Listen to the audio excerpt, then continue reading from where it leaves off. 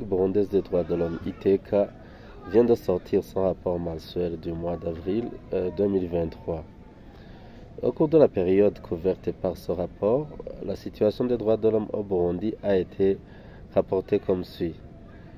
Au moins 56 personnes sont mortes, dont 17 suite aux pluies diluviennes et aux éboulements de terrain.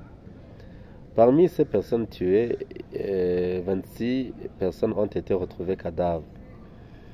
En outre, la Ligue ITK a relevé 17 personnes victimes de violences basées sur le genre, 8 personnes torturées, 4 personnes enlevées et ou portées disparues, ainsi que 77 personnes arrêtées arbitrairement.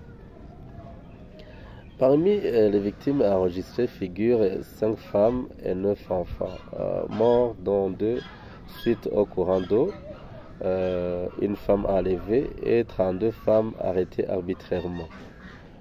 Des membres des partis CNDD-FDD et CNL n'ont pas été épargnés par ces violences.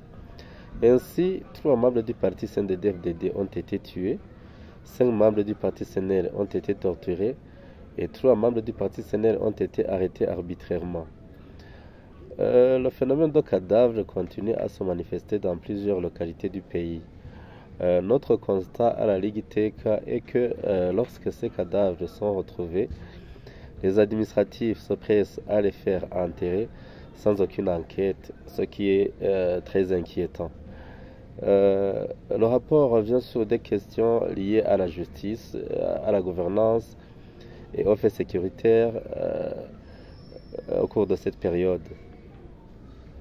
Des membres de la milice Imbonerakure, des policiers, des agents du SNR, des militaires, des administratifs sont pointés du doigt comme étant des présumés auteurs de la plupart de ces violations des droits humains observées. Ce rapport émet des recommandations à la fin qui sont dirigées à l'endroit de toute personne susceptible d'influer pour le changement de la situation des droits de l'homme dans le pays qui est précaire.